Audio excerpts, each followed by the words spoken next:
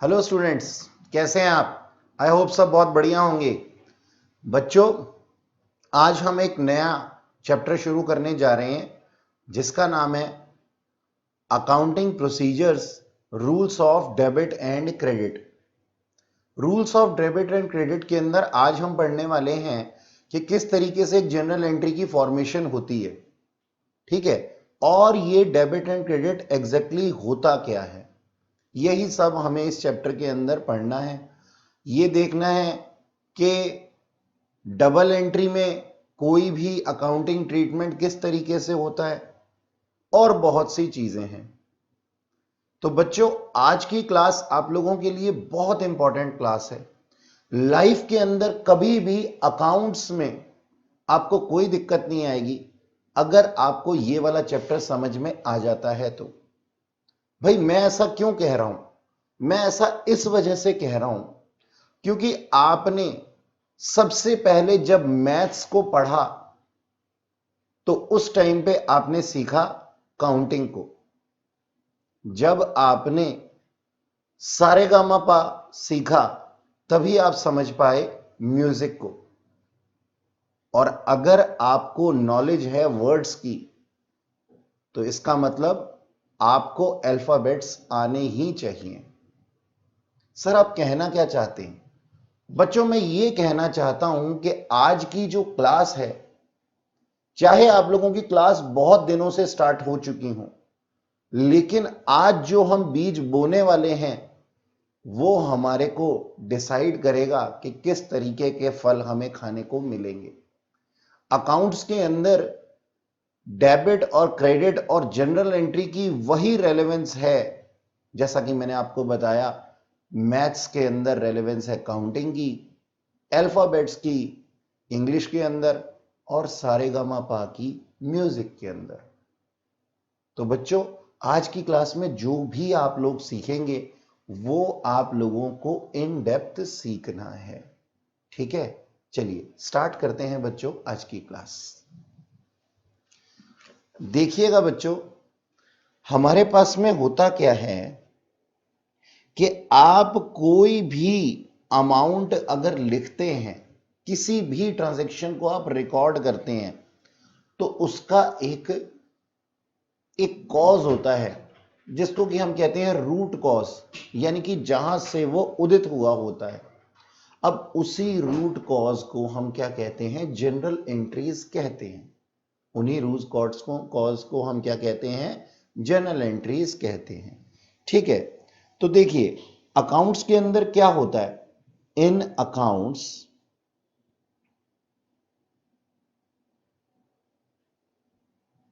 transactions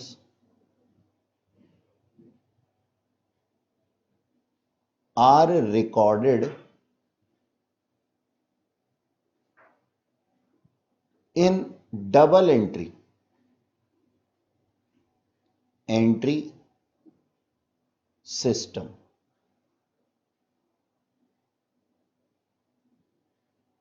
इसका मतलब क्या होता है बच्चों? इसका मतलब ये होता है कि ट्रांजैक्शन तो होगी सिर्फ एक ही, यानी कि आपके पास में कोई ट्रांजैक्शन की रिकॉर्डिंग आप लोगों ने करनी है। एक ट्रांजैक्शन होगी, वन ट्रांजैक्शन। और इसका जो इफेक्ट पड़ेगा ना हमारी बुक्स ऑफ अकाउंट में, दो जगह पड़ेगा। एक इफेक्ट फर्स्ट पार्टी पे, इफेक्ट ऑन फर्स्ट पार्टी, और दूसरा इफेक्ट सेकेंड पार्टी पे। अब ये इफेक्ट कैसे पड़ते हैं और किस तरीके से हम इसको करते हैं वो हमें समझना है। सबसे पहले आप ये समझिए कि आपने मैथ्स के अंदर क्या देखा, प्लस और माइनस, है जी। अकाउंट्स के अंदर अब आप क्या देखेंगे? Debit and credit. ठीक है जी। तो इसी डेबिट और क्रेडिट के हमें रूल्स को पढ़ना है।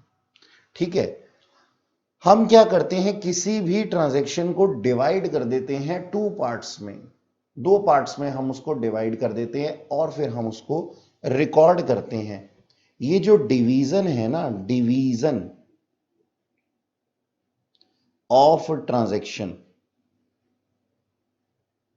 ये डिवीजन ऑफ ट्रांजैक्शन ही बेटा क्या है, डेबिट एंड क्रेडिट है। बात समझ में आई आप लोगों को मेरी? ये डिवीजन ऑफ ट्रांजैक्शन जो है यही डेबिट एंड क्रेडिट है। और अब हमारे को ये सीखना है कि कब कोई अमाउंट डेबिट होगा और कब कोई अमाउंट क्रेडिट होगा। ठीक है जी। जर्नल एंट्रीज में हमें क्या सीखना है, जर्नल एंट्रीज में हमें सीखना है कि कब कोई amount, when an amount debited and when an amount credited. ठीक है जी, कब डेबिट होगा और कब क्रेडिट होगा। ठीक, तो ये सब चीजें हम लोगों को क्या करनी है, समझनी है। अब इन बातों को समझने के लिए मैं आप लोगों को कुछ रूल्स पढ़ाने वाला हूं। ये जो रूल्स है ना बच्चों, डेबिट और क्रेडिट के रूल्स, ये रूल्स दो तरीके के हैं। ठीक है, और ये रूल्स जो दो तरीके के हैं, इनकी दो अप्रोच हैं, ट्रेडिशनल अप्रोच और दूसरी मॉडर्न अप्रोच।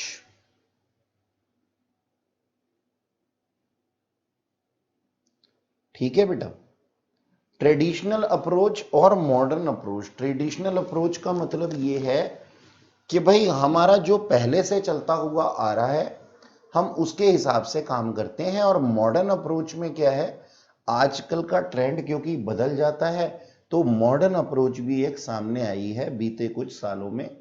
हम इसको सीखेंगे। अब सर कौन सी अप्रोच फॉलो करनी चाहिए, बच्चे मेरे से बहुत बार पूछते हैं सर कौन सी अप्रोच हम फॉलो करें कि हम बहुत अच्छा परफॉर्म करें। बेटे आप कोई भी अप्रोच फॉलो कीजिए, इससे कोई फर्क नहीं पड़ता, मैं आपको दोनों ही अप्रोचेस सिखाऊंगा। ठीक है, आप कोई भी अप्रोच फॉलो कीजिए, इसका मतलब ये है कि चाहे आप ये ट्रेडिशनल अप्रोच फॉलो कीजिए चाहे मॉडर्न अप्रोच फॉलो कीजिए, उससे कोई फर्क नहीं पड़ता, दोनों से आंसर सेम आएगा। अच्छा, आपको ये नहीं बताना एग्जाम के अंदर कि हमने कौन सी अप्रोच फॉलो की है, आपको तो बस जनरल एंट्री लिखनी है। यानी कि देखो, समझते हैं इस चीज को, जैसे कि मान लो आपके मन के अंदर कुछ चल रहा होता है तो उसको तो दुनिया नहीं जान सकती, दुनिया तो वही जानती है जो आप मुंह से बोलते हैं। ठीक इसी तरीके से आप कैलकुलेशन चाहे इससे करें चाहे आप इस अप्रोच से करें, आपके मन में होंगी ये अप्रोचेस। और जो आप जर्नल एंट्रीज की फॉर्मेशन करेंगे, लिखेंगे जर्नल एंट्री को, वही सिर्फ आपको मार्क्स दिलाएगी। आज की क्लास में हम लोग फॉर्मेट को भी कंसीडर करेंगे कि किस तरीके से जर्नल एंट्री का फॉर्मेट वाइज बनाया जाता है, और भी कुछ चीजें सीखेंगे। तो बच्चों चलो अब हम क्या करते हैं, हम कुछ काम करते हैं आगे बढ़ते हुए। ठीक है, ये तो था एक इंट्रोडक्शन, और मैं अब आप लोगों को सिखाने वाला हूं कि किस तरीके से काम होता है मॉडर्न अप्रोच के अंदर। आप सिर्फ याद रखिए अपनी अकाउंटिंग इक्वेशन वाली क्लास को और टर्मिनोलॉजीज को, और अगर आपको वो याद नहीं है तो मैं आपको एक छोटा सा रिवीजन यहां पे कराने वाला हूं। ठीक है, अब मॉडर्न अप्रोच हम आज पढ़ रहे हैं, ठीक है, ट्रेडिशनल बाद में पढ़ेंगे ताकि आप लोगों के दिमाग पे मैं थोड़ा असर कर सकूं आज की क्लास में। चलिए, मॉडर्न अप्रोच ऊपर लिखिएगा, मॉडर्न अप्रोच। देखो बेटा, हमारे पास एक वर्ड है क्या, क्लियर, CLE A और R। क्या वर्ड है हमारे पास? क्लियर। ठीक है, और ये क्लियर आपको क्लियर दिखाई दे इसलिए मैं इसको थोड़ा सा डार्क कर देता हूं। ठीक है, ये एकदम क्लियर दिख रहा है क्या हमें? क्लियर। अब क्लियर आप लोगों को याद कराने के लिए है। सी स्टैंड्स फॉर कैपिटल, ये हमने टर्मिनोलॉजीज में पढ़े थे। एल स्टैंड्स फॉर लाइबिलिटीज, ठीक है। ई स्टैंड्स फॉर एक्सपेंडिचर्स,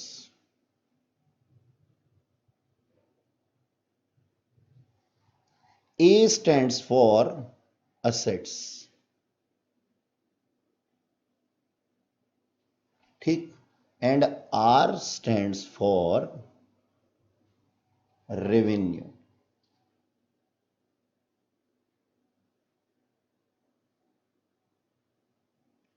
ठीक है जी, रेवेन्यू। अब बच्चों मैं आप लोगों को क्या बताने वाला हूं ये आप ध्यान से देखिएगा। पहले हम इनका मतलब देख लेते हैं कि ये होता क्या है। कैपिटल का मतलब होता है sir investment by proprietor, owners investment in business. ठीक है, इसको हम क्या कहते हैं जी? इसको सर हम कैपिटल कहते हैं कि ओनर की जो इन्वेस्टमेंट होती है बिजनेस में उसको हम कैपिटल कहते हैं। और हमें जैसे कि मालूम है कि ये कैश में भी हो सकती है और काइंड में भी हो सकती है। हो सकती है ना? हो सकता है पार्टनर कह रहा हूं मैं, प्रोपराइटर जो है वो क्या लेकर के आया हो? कैश लेकर के आया हो, और साथ में वो क्या लेकर के आया हो? कुछ बिल्डिंग भी लेकर के आया हो, जैसा कि हमने अकाउंटिंग इक्वेशंस में पढ़ा था। जी हाँ। अच्छा, लाइबिलिटीज का क्या मतलब है बेटा? लाइबिलिटीज का मतलब है ऑब्लिगेशन। ऑब्लिगेशंस, ऑब्लिगेशंस का मतलब क्या है? जिम्मेदारी, है ना। जिम्मेदारी का मतलब कि हमें कोई अगर पेमेंट करनी है तो हम उसके बारे में बात कर रहे हैं। तो मैं यहां लिख सकता हूं क्या? पेमेंट इन फ्यूचर, है ना। जी सर। अच्छा, ये एक्सपेंडिचर का क्या मतलब है? ये तो सिंपल है सर। क्या मतलब है इसका? खर्चा, खर्च, एक्सपेंडिचर। एसेट्स का क्या मतलब है? एसेट्स का मतलब है ऐसी चीजें जो हमें फ्यूचर में बेनिफिट देती हैं। बेनिफिट इन फ्यूचर, ठीक है। रेवेन्यू, रेवेन्यू का मतलब है सर इनकम, इनकम, ठीक। तो ये जो है ये हमारे पास में इन बातों के मतलब हैं जो हमें आज की क्लास में सीखना है। हमने क्या किया? मॉडर्न अप्रोच को बढ़ते हुए क्लियर वर्ड से इन सब चीजों के ऊपर हमने ध्यान देना है। अब ये हम जो ध्यान देंगे ये ध्यान हम किस तरीके से करेंगे, इनके रूल्स क्या हैं ये हम सीखेंगे। ठीक है, पहले देखो हमारे पास में क्या है। हमारे पास ओनर की इन्वेस्टमेंट थी, उसको हमने कैपिटल बोला। ये कैश और काइंड में होती है। ऑब्लिगेशन, जिम्मेदारी, जैसे कि मेरे क्रेडिटर्स, मेरे आउटस्टैंडिंग एक्सपेंसेस, ये मेरी जिम्मेदारियां यानी कि लाइबिलिटीज होती हैं जिनको मुझे पे करना होता है फ्यूचर में। खर्च, एक्सपेंडिचर, जो इस साल के लिए जरूरी थे, यानी कि एक होती है इनकम और एक होती है एक्सपेंडिचर। ठीक है। अगला एसेट्स, जैसे कि मेरे डेटर्स हो गए, जैसे कि मेरा कैश हो गया, जैसे कि मेरा बैंक हो गया, जैसे कि मेरी लैंड हो गई, बिल्डिंग हो गई, मशीनरी हो गई। ऐसे बहुत से एसेट्स होते हैं। ठीक है। रेवेन्यू, इनकम, इनकम बहुत तरीके की होती है। 5,000 रुपए का सामान हमने 7,000 रुपए में बेच दिया, 2,000 रुपए की हमें क्या हो गई बच्चों? हमें इनकम हो गई, है ना। तो इस तरीके से बहुत सी चीजें हैं हमारे पास। अब जो मैं आप लोगों को समझाने जा रहा हूं आप उसका बिल्कुल ध्यान देंगे। आप क्या करेंगे, देखो ये वर्ड था ना क्लियर, इसमें ई और ए को पकड़ लो और ई और ए के रूल्स को लिखते हैं हम लोग। E and A, E stands for expenditure, expenditure, और ए स्टैंड्स फॉर एसेट्स। ठीक है बच्चों, अब जो मैं बोलने जा रहा हूं उसको एकदम ध्यान से समझना और अपने दिमाग में बैठा लेना। ठीक, हाँ जी सर, हम तैयार हैं। बेटा एक्सपेंडिचर और एसेट्स जब बढ़ते हैं, इंक्रीज होते हैं, ठीक है, तो वो क्या हो जाते हैं, डेबिट। रूल याद कर लिया? हाँ सर, रूल याद कर लिया कि अगर हमारी किसी भी ट्रांजैक्शन के अंदर एक्सपेंडिचर आ रहा हो एग्जिस्टेंस में, जैसे कि हमने सैलरी पे कर दी, तो वो क्या हो जाएगा जी, सैलरी डेबिट हो जाएगा। ठीक, और एसेट अगर बढ़ेगा तो वो भी डेबिट हो जाएगा। ये देखो, ये मैंने एरो ऊपर की तरफ लगाया है, इसका मतलब बढ़ने से है। अगर ये दोनों चीजें घट जाती हैं, अगर ये दोनों चीजें घट जाती हैं तो ये क्रेडिट हो जाती हैं, तो ये क्या हो जाएंगी, क्रेडिट हो जाएंगी। यानी कि एक्सपेंडिचर और एसेट्स के रूल क्या कहते हैं, अगर एक्सपेंडिचर या एसेट बढ़ जाए तो वो डेबिट साइड पे आएगा, और अगर ये घट जाए तो क्रेडिट साइड पे आएगा। ठीक है, यानी कि डेबिट हो जाएगा या क्रेडिट हो जाएगा। ठीक है, इसका एग्जाम्पल लें, इसका एक एग्जाम्पल लेते हैं। मान लो मैं ये बोलता हूं कि सैलरी पेड टू स्टाफ। ठीक है, अब सैलरी पेड टू स्टाफ के अंदर हम लोग क्या देखते हैं, कैसे हमारा इफेक्ट होता है। भाई सबसे पहले तो हमें स्टेप वाइज चलना है। हमें salary paid to staff, let say 50,000 rupees, 50,000। अब क्या क्या चीजें इफेक्ट हुई, इफेक्ट होने वाली दो आइटम्स कौन कौन सी थी सर, एक तो इफेक्ट हुई सैलरी, ठीक है, और एक इफेक्ट हुआ कैश। ठीक, सैलरी क्या है सर, एक्सपेंडिचर है कि नहीं है, हाँ सर बिल्कुल एक्सपेंडिचर है। और कैश क्या है हमारा, एसेट है। ठीक है, कैश क्या है हमारा, एसेट है, फ्यूचर में बेनिफिट देता है। तो अब देखो, एक्सपेंडिचर बढ़ा है या नहीं बढ़ा है, हाँ सर एक्सपेंडिचर बढ़ा है। और कैश घटा है या नहीं घटा है, हाँ सर पेमेंट करने से तो कैश घट ही जाता है। तो इसका मतलब एक्सपेंडिचर, अब देखो रूल्स क्या लिखे हुए हैं, अगर जो चीज बढ़ती है एक्सपेंडिचर या एसेट में से जो भी चीज बढ़ती है वो क्या होती है, डेबिट। इसका मतलब एक्सपेंडिचर बढ़ा है तो वो क्या हो जाएगा, डेबिट। ठीक है, और एसेट घट गई है यानी कि कैश घट गया है तो वो क्या हो जाएगा, क्रेडिट। सिंपल, कितना सिंपल है बताओ।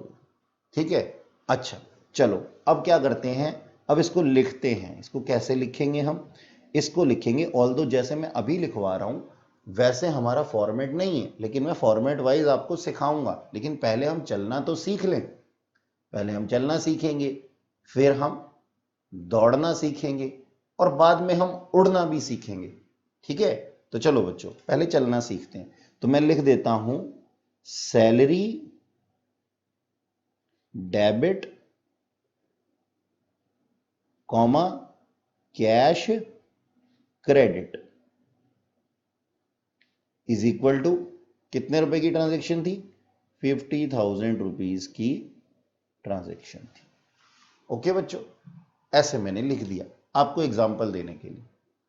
ओके, ठीक है, चलो अब ना आगे पढ़ते हैं।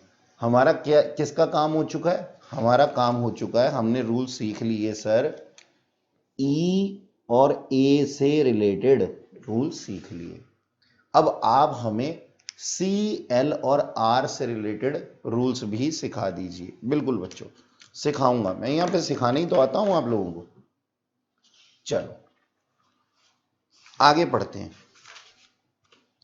मैंने पेज पलट लिया और बची हुई चीजें जो थी वो क्या थी? सी, एल और आर। ठीक है, अब सी का मतलब क्या था? कैपिटल। एल का मतलब लाइबिलिटीज और आर का मतलब रेवेन्यू। ठीक है, ये तीनों ही चीजें, ये तीनों ही चीजें, ठीक है, इनके ऊपर रूल्स की क्या कहते हैं डेबिट और क्रेडिट के? बोलते हैं अगर ये बढ़ जाएगा, इंक्रीज हो जाएगा,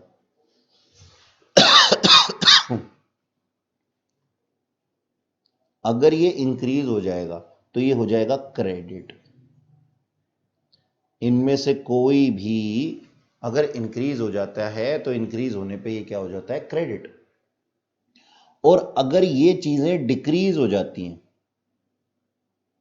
ठीक है जी, डिक्रीज का साइन उल्टा लगाया मैंने, देखा नीचे की तरफ, तो ये चीजें क्या हो जाती हैं? डेबिट। क्या हो जाती हैं ये? डेबिट। समझ में आई मेरी बात? ये इनके रूल्स हैं। चलो अब देखते हैं कि हमारे पास में एक एग्जाम्पल क्या बोलता है। एग्जाम्पल,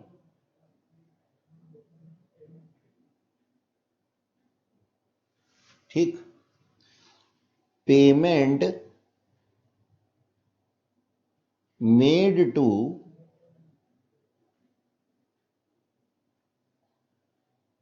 मोहन। वो कौन है? क्रेडिटर है। ठीक है, मोहन कौन है? क्रेडिटर है। क्रेडिटर मतलब जल्दी बता दो। क्रेडिटर मतलब सर जिससे हमने माल उधार में लिया था, वो कौन होता है हमारा? वो हमारा क्रेडिटर होता है। तो हमने कभी इससे माल उधार में लिया होगा, आज हमने उसकी पेमेंट कर दी। और पेमेंट कितने की कर दी? सर 30,000 रुपीज की पेमेंट कर दी। अब देखते हैं इसके ऊपर इफेक्ट कैसे पड़ता है। किन चीजों के ऊपर इफेक्ट पड़ा? नंबर 1 और नंबर 2। सबसे पहले तो था क्या? मोहन। मोहन कौन था? मेरा क्रेडिटर था। और क्रेडिटर जो होता है वो क्या होती है? सर लाइबिलिटी होती है। होती है कि नहीं होती? हाँ जी सर। अच्छा, और दूसरा इफेक्ट किसके ऊपर पड़ा? पेमेंट की है ना, तो कैश पे इफेक्ट पड़ा होगा। कैश, कैश क्या है? मेरा एसेट है। ठीक है, कैश क्या है? मेरा एसेट है। अच्छा, अब एक बात बताओ, लाइबिलिटीज के रूल क्या कहते हैं? यहां पे लाइबिलिटीज बढ़ रही हैं या घट रही हैं? सर लाइबिलिटी घट रही है, क्योंकि पेमेंट कर दी ना, उधार चुका दिया तो उधार कम हो गया ना, तो उधार कम हो गया हमारा। अच्छा, कैश क्या है? एसेट है। भाई यहां पे कहीं एसेट दिखाई दे रहा है? नहीं। एसेट के बारे में अभी पीछे पढ़ा था हम लोगों ने, है ना? ये देखो पीछे पढ़ा था अभी हम लोगों ने, ये देखो ये रहा एसेट। एसेट अगर बढ़ता है तो डेबिट और घटता है तो क्रेडिट। ये रूल अभी हमने पढ़ा था। अच्छा अब बताओ, कैश में अगर मैंने पेमेंट कर ली है, कैश में पेमेंट की है, तो कैश घट गया नहीं होगा? हाँ सर, घट गया, कैश घट गया। तो दोनों ही चीजें घट गई। एक तरफ से मेरी सिरदर्दी चली गई और दूसरी तरफ से मेरी जेब भी हल्की हो गई, मेरा कैश चला गया। दोनों ही सिचुएशन में। अच्छा, कैश अगर यानी कि एसेट अगर कम हो जाता है तो क्या हो जाता है बच्चों? ये क्रेडिट हो जाता है ना? अभी पीछे हमने रूल में पढ़ा था। और देखो हमारे पास में क्रेडिटर यानी कि लाइबिलिटी अगर डिक्रीज हो जाती है तो वो क्या हो जाती है, डेबिट हो जाती है। ठीक है, तो अब हमारी एंट्री क्या बनेगी, Mohan debit cash credit, Mohan debit cash credit, और कितने रुपए से सर, 30,000 रुपए से। कितना सिंपल है ये, कितना सिंपल है। बस हमें रूल्स याद रखने हैं। सबसे पहले हमें लिखना है क्या, क्लियर, और क्लियर में से ई और आर को, ओ ई और ए को अलग कर लेना है, यानी कि एक्सपेंडिचर और एसेट क्या बोलते हैं, मेरे साथ साथ रिवाइज करो बच्चों, कि एक्सपेंडिचर और एसेट जब बढ़ेंगे तो क्या हो जाएंगे, डेबिट हो जाएंगे, और जब घटेंगे तो क्या हो जाएंगे, क्रेडिट हो जाएंगे। जबकि कैपिटल लाइबिलिटीज और रेवेन्यू जब बढ़ेंगे तो क्या हो जाएंगे, क्रेडिट हो जाएंगे, और जब घटेंगे तो क्या हो जाएंगे, डेबिट हो जाएंगे। यानी कि ये दोनों एक दूसरे के रिवर्स में चलते हैं। ठीक है, ध्यान रहेगा, कोई भी ट्रांजैक्शन इन 5 से बाहर नहीं जाती।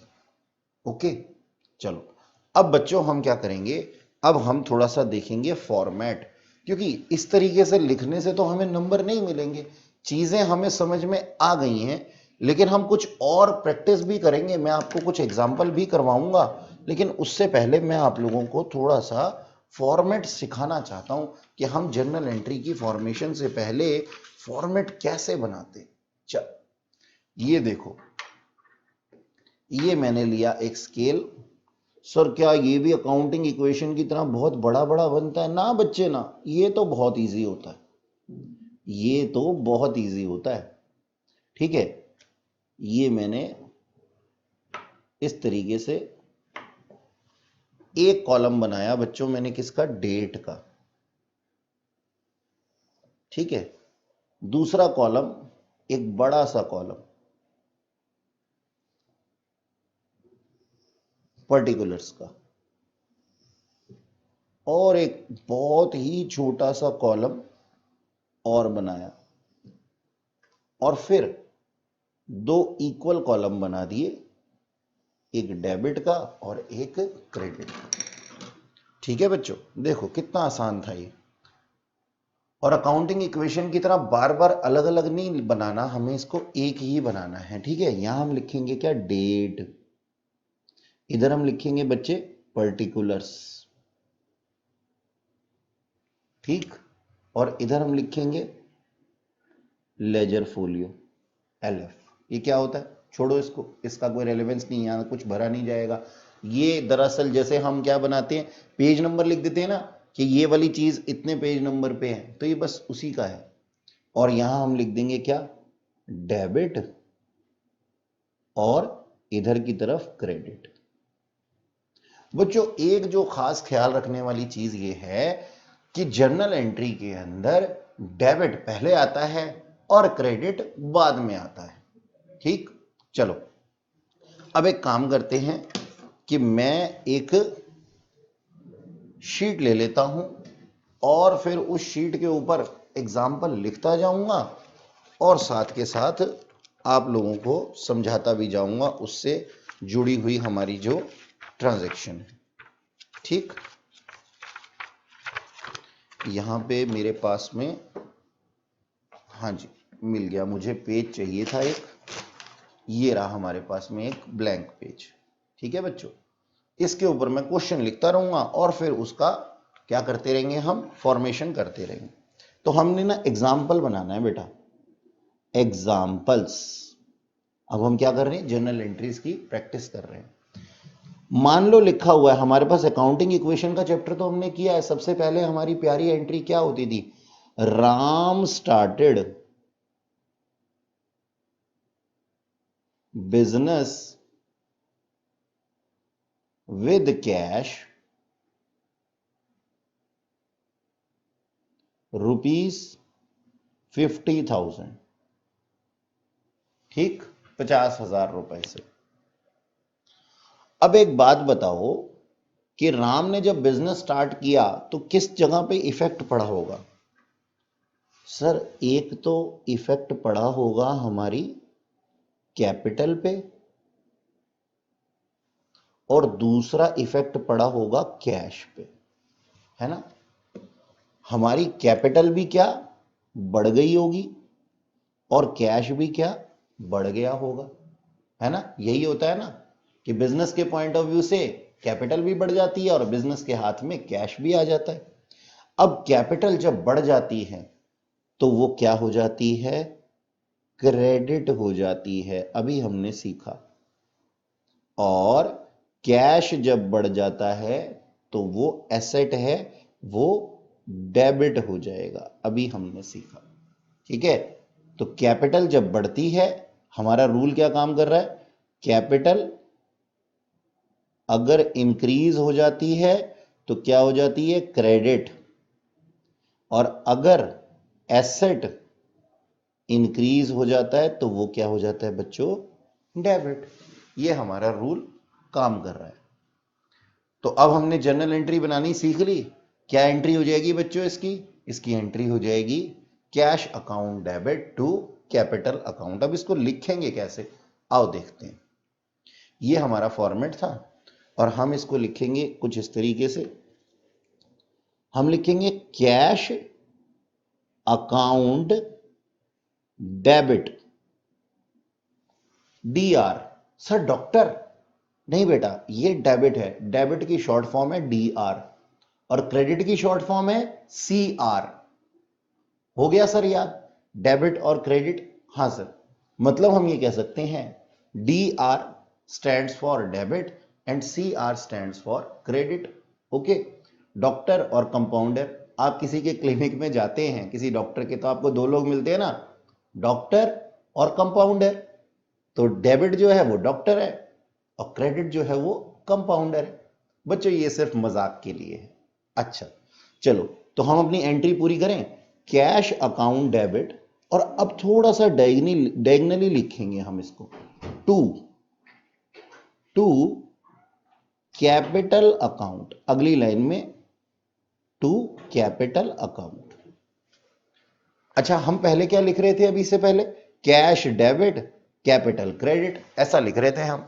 ठीक है, लेकिन अब हम क्या कह रहे हैं? अब हम कह रहे हैं cash account debit to capital account. और टू लिखेंगे हम यहां पे ना बाय लिखते हैं बेटा, लेकिन वो लिखा नहीं जाता, ये इसका मतलब ये हिडन है। ठीक है, तो ये क्या है? एंट्री किस तरीके से लिखेंगे? कैश के साथ में हमने एक अकाउंट वर्ड जोड़ दिया और साथ में डेबिट लिख दिया। और टू कैपिटल, कैपिटल के साथ एक वर्ड जोड़ दिया, क्या? टू, और अकाउंट जोड़ दिया। भाई सर हमने ऐसा क्यों किया? हमने इसको कैश और कैपिटल के नाम से ही क्यों नहीं रखा? क्योंकि बेटा कैश के लिए अकाउंट्स मेंटेन होते हैं, उसके लिए हम उसका अकाउंट मेंटेन करते हैं। इसी तरीके से कैपिटल का भी अकाउंट मेंटेन होता है, तो हम अकाउंट्स की लैंग्वेज में इसको इसी तरीके से लिखते हैं। ठीक है, तो यही सच्चाई है और ये आपको करना पड़ेगा। आप इसको क्रेडिट मत लिखिएगा इसके आगे, ठीक है, ये क्रेडिट नहीं लिखा जाता। तो आप क्या लिखेंगे? Cash account debit to capital account, यानी कि ये है क्रेडिट का कॉलम, ये है डेबिट का। और यहां पे बिल्कुल नीचे मत लिख देना इसके, थोड़ा सा डायगनली, थोड़ा सा इसको आगे स्पेस दे करके फिर लिखना। अच्छा, कितने की ट्रांजैक्शन थी बच्चों? ये देखो, ये जो ट्रांजैक्शन थी ये 50,000 रुपीज की थी। तो मैंने डेबिट के कॉलम में 50,000, और देखो ये सीधा जा रहा है ना, ये देखो स्केल से देखो, ये यहां से सीधा गया, ये रहा। और अब कैपिटल वाले के कॉलम में इधर सीधा, लेकिन डेबिट साइड पे मत लिखना, अब क्रेडिट साइड पे लिखेंगे हम। क्रेडिट साइड पे हम क्या लिखेंगे? 50,000 रुपए। यानी कि डेबिट और क्रेडिट इक्वल होने से हमें पता लग गया कि हमारा हिसाब किताब बिल्कुल मिल गया, यानी कि हमारी अकाउंटिंग इक्वेशन बिल्कुल सही चल रही है। ये जो हमारी अप्रोच है बिल्कुल अकाउंटिंग इक्वेशन पे ही बेस्ड है। ठीक है, तो वहां पे भी हम यही करते थे कि एक तरफ से कैश इंक्रीज कर देते थे, एक तरफ से कैपिटल इंक्रीज कर देते थे। अब बच्चों जब कोई इसको पढ़ेगा तो वो देखेगा कि इसमें डेट नहीं दी हुई। अब इसमें डेट नहीं दी हुई क्योंकि मैंने क्वेश्चन के अंदर डेट नहीं डाली थी अपने एग्जाम्पल में। तो लेट्स से आप ले लो 1/4/2019। अब दो तरह के लोग हमारे बुक्स ऑफ अकाउंट को पढ़ते हैं। ये जो हम है ना, हमारे ये बुक्स ऑफ अकाउंट है, इसको हम कहते हैं क्या, जर्नल एंट्रीज। ये क्या है, जर्नल एंट्रीज।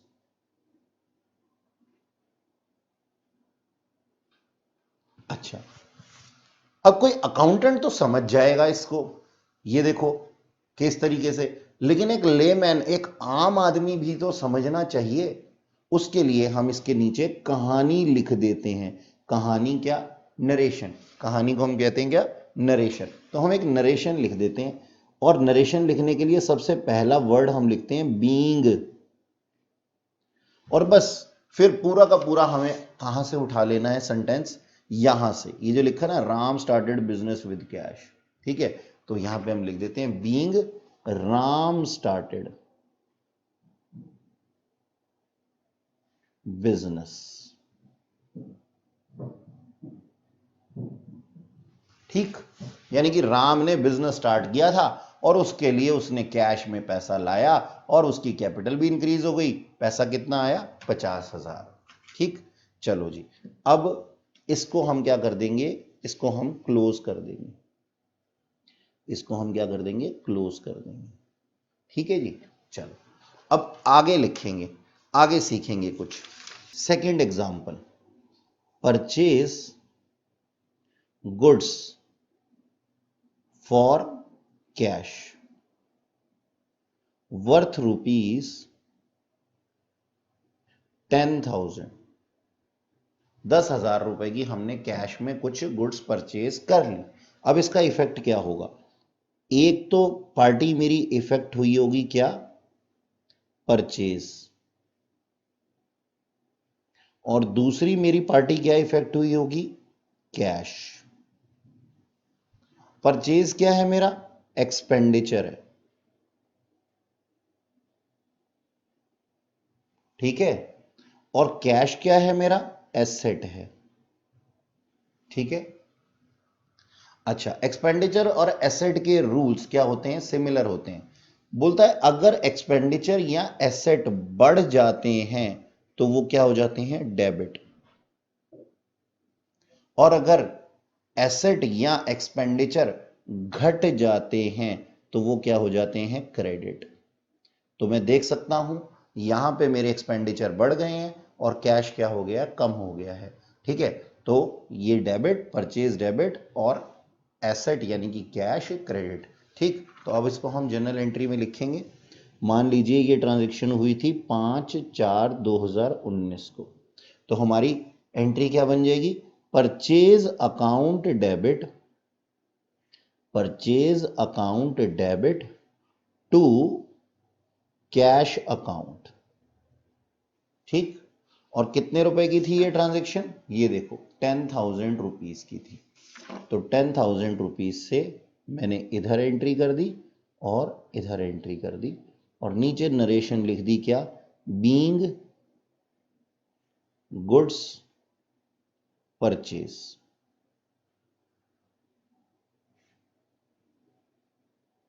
अच्छा जी, अब इसके बाद में मैंने छोटी सी एक लाइन लगा दी और अपने काम को खत्म कर दिया। चलो बच्चों, और देखते हैं कुछ ट्रांजैक्शन, और कुछ एग्जांपल लेते हैं, और फिर इस एग्जांपल के बाद आपका एक कॉन्सेप्ट बिल्डिंग पॉइंट मैं बताऊंगा। तो ध्यान से देखना। देखो बच्चों, परचेज मशीनरी फॉर कैश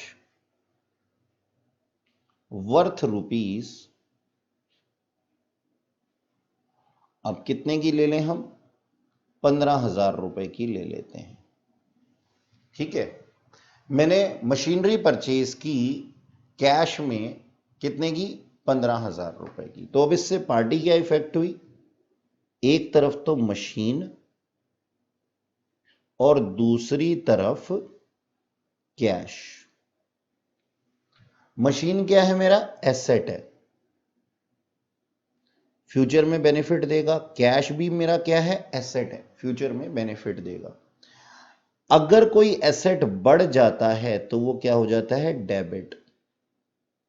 और अगर कोई एसेट घट जाता है तो वो क्या हो जाता है, क्रेडिट। जब मैं मशीनरी खरीद के लाया हूं तो कैश दे करके आया हूंगा ना, ठीक है। तो कैश मेरा एसेट है, डिक्रीज हो गया, डिक्रीज हो गया तो क्या हो गया, क्रेडिट। और मशीनरी मेरा एसेट है और ये एसेट क्या हो गया, इंक्रीज हो गया है, तो क्या हो जाएगा, डेबिट।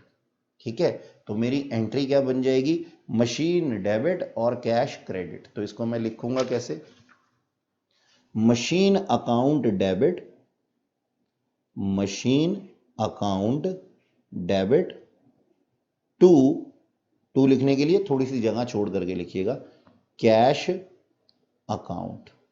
ठीक है, और ये ट्रांजैक्शन थी हमारी कितने की, 15,000 रुपए की, 15,000 रुपीज की।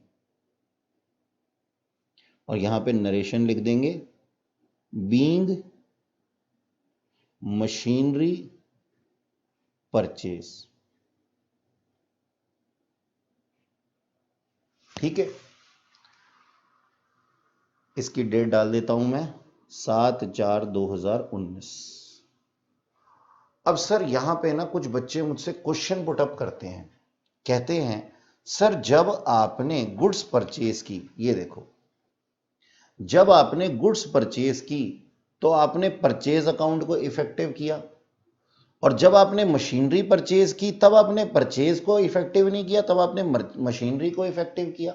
ऐसा क्यों, ये तो काम खराब है ना भाई, भाई ये तो सही नहीं हुआ, ऐसा क्यों किया सर आपने। मैं इसके पीछे आप लोगों को लॉजिक बताने वाला हूं, ध्यान से समझना बेटा, इसके पीछे भी एक छोटा सा रूल है। ठीक है, पहले मेरा क्वेश्चन एक बार फिर से पढ़ लो, मेरा क्वेश्चन एक बार फिर से सुन लो। मैंने एक एंट्री में क्या लिखा था, purchase goods for cash worth ₹10,000, और दूसरी एंट्री में क्या लिखा था, purchase machinery for cash worth ₹15,000। ठीक है, दोनों में ही कैश इफेक्ट हो रहा है, हाँ हो रहा है, देखो ये बी पार्टी दोनों की कैश है, लेकिन फिर ए पार्टी के अंदर कैश ऊपर वाली एंट्री में परचेज क्यों, ऊपर वाली एंट्री में परचेज क्यों और नीचे वाली एंट्री में मशीन क्यों, ऐसा क्यों, नीचे वाली एंट्री में परचेज क्यों नहीं आया, इस चीज को हमें समझना है। मेरा क्वेश्चन समझ में आ गया पहले आप लोगों को, कि नीचे वाली एंट्री में मैंने ऐसा क्यों किया है कि यहां पे मैंने परचेज नहीं लिखा, यहां पे मैंने मशीन लिखा है। तो बच्चों अब जो मैं आप लोगों को बताने जा रहा हूं उसको जरा और भी ध्यान से समझिएगा कि अगर ऐसा हुआ है तो क्यों हुआ है। देखो बच्चों, हम ना क्या करते हैं कि कोई भी आइटम्स परचेज करते हैं या सेल करते हैं, ठीक है जी, हमने क्या किया, सोल्ड, या फिर हमने क्या किया, परचेज किया ऑफ आइटम्स। अभी मैं इसको ना आइटम्स का नाम दे रहा हूं, अभी आपको आइटम्स में डिफरेंशिएट करके बताऊंगा। और ये आइटम्स जो होती है ना, दो तरीके की होती है मेरे बेटा, क्या होती हैं, एक को तो हम कहते हैं गुड्स और एक को हम कहते हैं क्या, एसेट्स। ठीक है, अच्छा सर गुड्स भी हमारी एसेट ही होती हैं वैसे तो, लेकिन जो गुड्स होती हैं इसको हम कहते हैं क्या, फिक्स्ड एसेट। मतलब कि कुछ हमारे पास में आप यूं कह सकते हैं कि करंट एसेट होते हैं और कुछ होते हैं जो वो फिक्स्ड एसेट होते हैं। अब ये जो गुड्स होती हैं ना, गुड्स उन चीजों को कहा जाता है जिसकी कि हम सेल परचेज करते हैं, जिसका कि हम बिजनेस करते हैं, यानी कि इसका, इन गुड्स को सेल या परचेज करने का मेरा पर्पस क्या है, मेरा पर्पस जो है वो है बिजनेस, या फिर आप कह सकते हो रीसेल, यानी कि इन चीजों को खरीद रहा हूं बेचने के लिए ही। लेकिन क्या फिक्स्ड एसेट को मैं खरीदता हूं बेचने के लिए, नहीं, यूज करने के लिए। ठीक है, तो इसका पर्पस क्या है, इसका पर्पस है फॉर बिजनेस यूज। अब भाई देखो, मैं और सरल भाषा में आप लोगों को समझाता हूं। आप किसी ज्वेलरी शॉप में जाते हैं, वहां पे गहने ही गहने होते हैं, गहने ही गहने होते हैं। कोई झुमका होता है, कोई कड़ा होता है, कोई मांग टीका होता है, कोई पायल होती है, और पता नहीं क्या क्या चीजें होती है, अंगूठी होती है, नेकलेस होते हैं, बहुत सारी चीजें होती हैं। तो अब अगर सबकी अकाउंटिंग ज्वेलरी शॉप वाला क्या करे, नाम से लिखे, तो भाई ये तो बहुत बड़े बुक्स ऑफ अकाउंट्स बन जाएंगे। तो इसके लिए वो उसको नाम दे देता है गुड्स। गुड्स का मतलब जिसमें वो बिजनेस करता है, जिसकी वो सेल परचेज करता है, जिसके अंदर की वो डील करता है, जिसको आप हिंदी में कहते हैं माल। ठीक है जी। ऐसे ही किसी किराना स्टोर पे आप जाते हैं, तब भी आटा, दाल, चावल, मैदा, बहुत सारी चीजें होती है, सबके अकाउंट बनाने लग जाए, नहीं, हमने सबको कंबाइन करके ना स्टॉक का नाम दे दिया, या फिर हमने गुड्स का नाम दे दिया। ठीक है। तो और जिन चीजों का, अब आप जब ज्वेलरी शॉप में गए, एक तो आपको बहुत सारा स्टॉक दिखाई दिया, अलग अलग तरीके की चीजें, गहने, ज्वेलरी, जिसका कि वो सेल परचेज करेगा। और दूसरा आपको चीज क्या दिखाई दिया, आपको फिक्स्ड एसेट दिखाई दी, जैसे फर्नीचर दिखाई दिया, जैसे उसका एसी दिखाई दिया। तो क्या वो एसी बेचता था? नहीं। क्या वो फर्नीचर बेचता था? नहीं। तो सर, जिन चीजों को वो बेचता नहीं है, उसको हम क्या कहते हैं, उनके फिक्स्ड एसेट। अब इसके ऊपर रूल क्या है? रूल ये कहते हैं बच्चों, जर्नल एंट्री के, कि जब भी आप देखोगे कुछ गुड्स या फिर कुछ स्टॉक परचेज हुआ है या सेल हुआ है, तो आप क्या एंट्री बनाओगे? परचेज में या सेल की केस में आप ओपन करोगे परचेज अकाउंट या फिर सेल अकाउंट। आप गुड्स अकाउंट ओपन नहीं करोगे, आप गुड्स अकाउंट ओपन नहीं करोगे। ठीक है। आप क्या ओपन करोगे? परचेज या सेल अकाउंट, यानी कि आप एंट्री करोगे परचेज या सेल से, और ये रूल है, बस बात खत्म। अच्छा, लेकिन जब हम फिक्स्ड एसेट की बात करते हैं, तो फिक्स्ड एसेट तो गिने चुने ही होते हैं, कुछ कुछ ही होते हैं भाई। Land, building, plant, machinery, furniture, building, ये सब चीजें ही हैं, बस थोड़ी बहुत ही हैं, तो इनको हम इनके नाम से पहचान सकते हैं। लेकिन माल को हम नाम से नहीं पहचान सकते, इसलिए हम सेल या परचेज के नाम से जानते हैं उसको। ठीक है। तो यहां पे हम उसको बाय नेम ऑफ एसेट हम इसको रिकॉर्ड करते हैं। ठीक है जी। तो रूल्स क्या है कि भाई, अगर आपने सेल परचेज किया किसी आइटम का, और आइटम है दो तरीके की, एक तो स्टॉक और दूसरे फिक्स्ड एसेट, तो भैया सीधी सी बात है कि अगर आप स्टॉक का हम वो स्टॉक किसे कहते हैं, या गुड्स किसे कहते हैं, जिसका कि हम बिजनेस के रूटीन में सेल परचेज करते हैं, और जिसका हम सेल परचेज करते हैं उसके लिए हम सेल परचेज अकाउंट ओपन करते हैं। ठीक है। और जिसका हम रेगुलरली सेल परचेज नहीं करते, उसके परचेज करने पे या फिर कबाड़ी को उसको बेच देने पे, भाई चीज पुरानी होगी तो कबाड़ी को भी जाएगी ना। ठीक है। तो उसके सेल परचेज करने पे, जिसका कि हम रेगुलरली सेल परचेज नहीं करते, तो हम क्या, उसके नाम से उसको रिकॉर्ड करते हैं एसेट। इसी वजह से देखो बेटा, अब वापस आते हैं अपनी पुरानी एंट्रीज के ऊपर।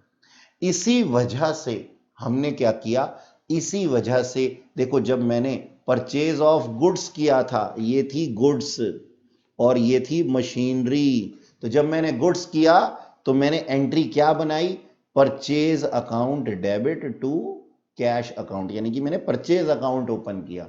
लेकिन वहीं जब मैंने मशीनरी परचेज की, तो मैंने परचेज अकाउंट ओपन नहीं किया, मैंने मशीनरी अकाउंट ओपन किया। ठीक है। और कैश तो दोनों में ओपन होना ही था। तो देखो, मेरे केस में क्या बनी थी एंट्री, इस केस में मेरी एंट्री बनी थी purchase account debit to cash account, और machinery account debit to cash account.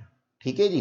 तो ये जो है, ये हमारी टेक्निकल नॉलेज के लिए है बच्चों। ये क्या है, ये चीजें हमारी टेक्निकल नॉलेज के लिए हैं, और ये एक कॉन्सेप्ट बिल्डिंग पॉइंट था जो कि आप लोगों को अपने माइंड में रखना है। तो आज के लिए बच्चों इतना ही। नेक्स्ट क्लास में हम इसी चैप्टर के कुछ और क्वेश्चंस भी प्रैक्टिस करेंगे। बुक के क्वेश्चन भी होंगे और कुछ एग्जाम्पल भी होंगे। Till then keep learning. Bye bye.